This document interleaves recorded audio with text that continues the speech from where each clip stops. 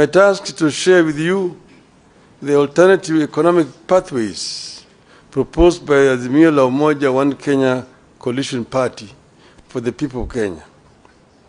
I will do that with pleasure. But before I do that, let me thank the Konrad Adenauer Foundation, Stiftung, as it's called in German, for putting together this conference on the subject of transforming a nation. It is proper that a foundation that bears the name of the man who presided over the reconstruction of Germany after the Second World War should get us together so that we can discuss our own reconstruction. I happen to have been in Germany during its days of reconstruction and transformation, and I can say two things without fear of contradiction. First, transforming a nation takes hard, dedicated, and honest labor of leaders and citizens. Secondly, no nation is beyond reconstruction and transformation. All it takes is leadership. And I arrived when the war had ended, the Marshall Plan had been introduced, and the work of reconstruction was in its second phase. I found when Konrad Adenauer himself was still the chancellor, and at that time when I arrived, when you went to Germany, and then you went to Britain and France, who are part of the victor powers, you'd think that it was Germany that won the war, and those countries had lost the war. But Germany had been devastated. Most German cities were bombed, some of them nearly to the ground. There's a city in the eastern part of Germany called Dresden. Dresden was razed almost to the ground by the British, basically, at the time when, in fact, the war had ended. But because of the anger of what had happened, bombing of London and so on, it was a revenge bombing. But the Germans reconstructed. And at that time, West Germany was the strongest economy in Western Europe. And East Germany was also the strongest economy in Eastern Europe at that time. That was basically because of hard work.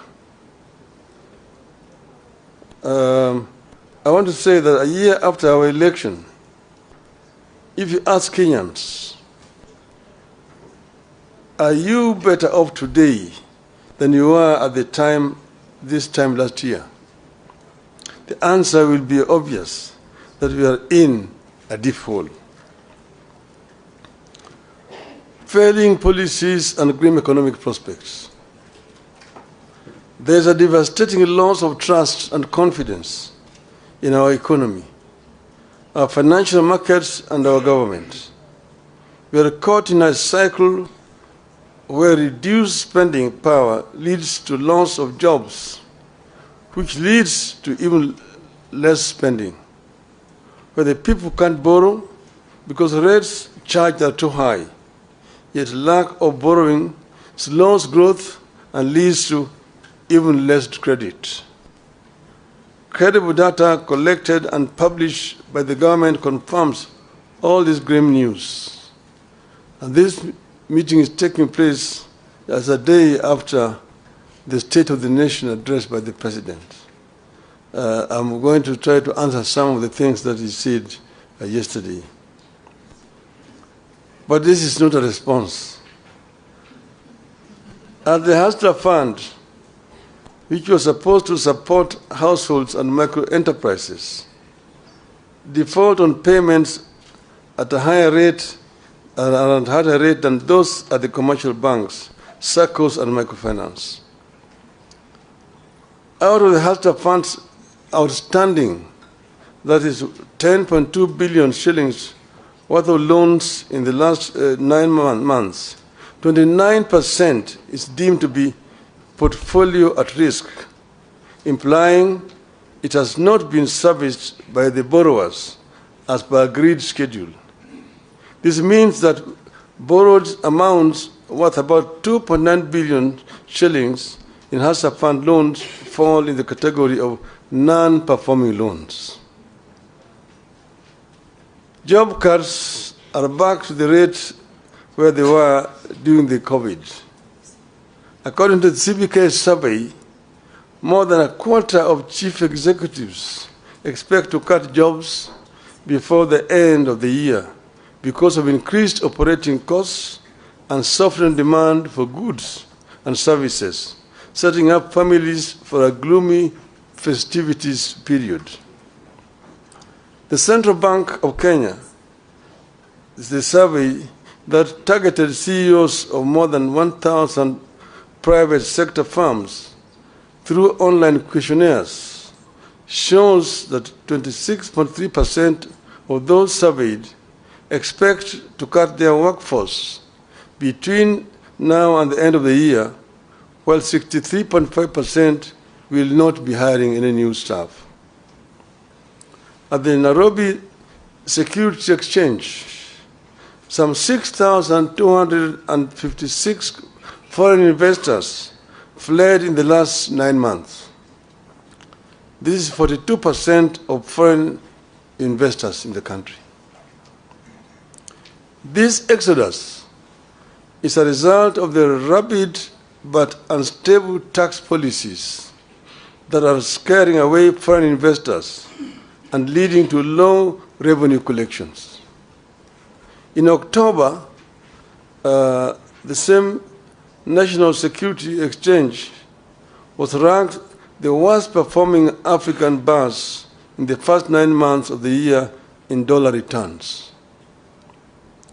Investors prefer a country with a stable taxation policy, a stable currency, and a growing economy. The current regime is changing tax policy frequently, mismanaging the shilling, and weakening economic growth. Kenyans are ditching mobile payments. A number of local SMEs using payment methods such as pay bills and Lipa na M-Pesa are now asking their customers to use cash when paying for goods and services to avoid taxation. Fuel consumption fell rapidly between January and June, dropping to the lowest levels in the more than 5 years. Up to 85% of firms are not paying corporate taxes. At least 8 in 10 companies in Kenya did not pay taxes on earnings last financial year. This signals a tough economic environment that hit sales, prompting some businesses to scale down operations. The Kenya Revenue Authority, KRA, missed its revenue target for the first quarter of the current financial year by 79 billion Kenya shillings. Of course, the story of the Kenya shilling on a free fall bears no repeating. It is obvious to everybody. From 120 to the dollar to now 159. I could go on and on, but I beg to stop there so that we can get into what Azimio thinks. The fact is, many Kenyans are both anxious and uncertain of what the future holds. The country is going through a recipe of policy mistakes, failures, and shortcomings served in an authoritarian, paternalistic leadership style. Nobody in government cares about building broad public support around these programs. Everything is forced down everyone's throats. In the run-up to 2022 election, we warned that the sectors of every economy are intertwined and you cannot benefit one sector by denying the other. We warned that Kenya Kwanza was never going to help the hustlers by robbing the rich and the middle class. In the wake of the Finance Act of 2023, we warned that no nation can ever tax its citizens into prosperity. We are concerned that it is getting too late to change the course. We fear that consequences of the foundation laid in the first year of this administration could linger for years if nothing is done. Our country could lose the competitive edge that it has always had in the region and sub-Saharan Africa. This bad situation could easily get out of hand. What is to be done? For us in Azmio, reduction in the cost of living is a priority economic imperative. This will be achieved by providing some basic relief to citizens, including reduction of taxes and stimulating production. To release resources to achieve these objectives, government must cut the budget by an estimated 500 billion shillings. The current policies have hit low-income families particularly hard. These are the same low-income families that the administration promised to lift up. These families spend more than 40% of their income on food. They deserve and require relief. In particular, we must cut fuel taxes and raise social welfare payments. At this time of duress, we demand tax cuts, not increases. Kenyans need to see their taxes go down, not up. We believe the current taxation regime is not sustainable. We warned at the beginning that beyond a certain point, increasing taxes leads to lower collection. It has become real as Kenya Revenue Authority misses one revenue target after another. Tax on fuel is up, but fuel levy collection is down. We were doing this as a result of our experience when we formed government under NASA. Under NASA, we found an economy that was stagnant, and the growth was negative. Revenue collection was very low, and the Paris Club had actually clamped down on the government. So the government was actually just limping. And when we came into government, what we did was to address the two sides of the balance sheet, income and expenditure.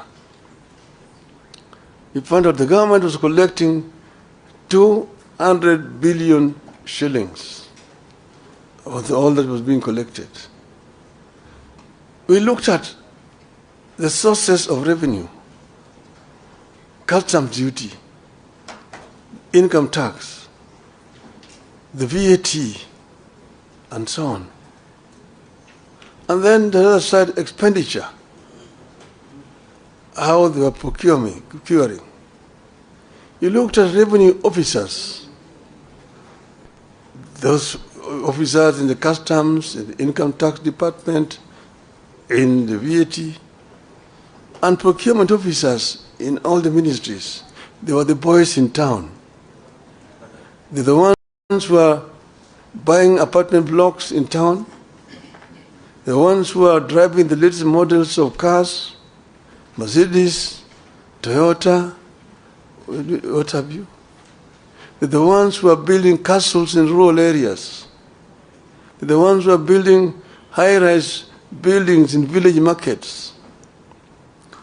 If you did a lifestyle audit, you're able to catch them. And we did lifestyle audits and caught very many of them. We sacked some we sent to jail. And all of a sudden, revenue rose up from 200 billion shillings within the 6 months from January to June. We went up by 100 billion shillings. We collected 300 billion shillings. So you said the answer is not to increase taxes, but to spread out, widen the net, and lower the taxes, and we get more revenue.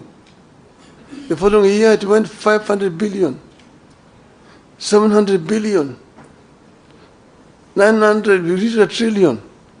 We were able to finance most of our budget from local resources without having to borrow from donors. 95% of our development expenditure was coming from local revenue. And that's why we were advising the inadvisable that you don't have to increase taxes to get revenue. Procurement, because you can raise revenue, but it all just goes into people's pockets. We found that under Moi, there was a procurement law which says that any item above 100,000 shillings had to procure competitively. In other words, you have to advertise in at least 3 newspapers. And there must be at least 3 bidders, and you procure competitively. Each and every ministry has a procurement officer seconded from the Treasury who was in charge. We found that each procurement officer had 3 companies registered. And there was a kind of a cartel and a collusion. The one in Ministry of Finance is supplying Ministry of Education. The one in Education is supplying health. One in health is supplying roads. One road is supplying agriculture. And if you are the tender, there will be 3 companies. All those 3 belong to one person. And of course, the building, the commission, which is shared among various commission officers. An item that's supposed to be procured at 100,000 shillings goes for 5 million shillings. And that's where the money is being lost. These ones, again, we did lifestyle audit. We sacked some of them. We jailed some of them. The government was now procuring competitively. And that is how we manage that economy. So you need to stimulate production. Interest rates need to come down in order to stimulate economic activity. This is particularly urgent and critical, given that in the Finance Act of 2023, the regime is pursuing higher spending and taxes for the next 2 years. Businesses will obviously pass the costs to consumers, worsening the cost of living further. We needed to invest in direct relief to individuals through programs that put money directly into the people's pockets. Which is why we asked the Kenya Kwanza to continue with and expand the Kazi Mtaani program. And it can be expanded the way we did it ourselves there, Kazi kwa vijana, to the rural areas as well. Investment in labor-intensive programs like road construction, rural water systems, afforestation, and so on. This has proven over the years to yield positive results. We believe that putting money into construction of schools' infrastructure would yield better returns than the construction of houses through taxation. Kenyans deserve a raise in the average minimum wage. We should also stop mismanagement of public finances. The country must embrace better fiscal discipline. We do not have to increase our budget in order to look important. State Department with overlapping functions need to be scrapped. Why do we have coordination of international development partnerships at both the Deputy President's Office and the Ministry of Foreign Affairs, complete with budget lines, while the National Treasury also runs an external resources department? At the same time, we need to stop duplication of devolved functions at national level. You have a situation where the national government is competing with the counties in several other functions which are constitutionally devolved, like health, like agriculture, like water, and so on. Why should the national government be the one procuring fertilizers and distributing it to the county government when agriculture is devolved? How about drugs and so on? A few weeks ago, the Controller of Budget told the country that the National Treasury over-budgeted salaries of state officers, including hers, by 3 times, leading to the loss of over 1 billion shillings. The Controller of Budget detailed how the Treasury has been over-budgeting salaries of senior government officials through the Consolidated Fund Services. So far, nobody has been made to bear responsibility for this budgeted corruption. We know very well that regional authorities duplicate county functions. Where do we retain them? Complete with budgets. To those doubting Thomases within the regime, these measures above will release the estimated 500 billion shillings required to bring back the economy on an even keel. Realistic debt management. Currently, Kenya is caught in a debt rut where it has resorted to borrowing more to repay debt. It makes no sense to us to borrow more to repay debt when debt is already too high. It amounts digging when you're already in a deep hole.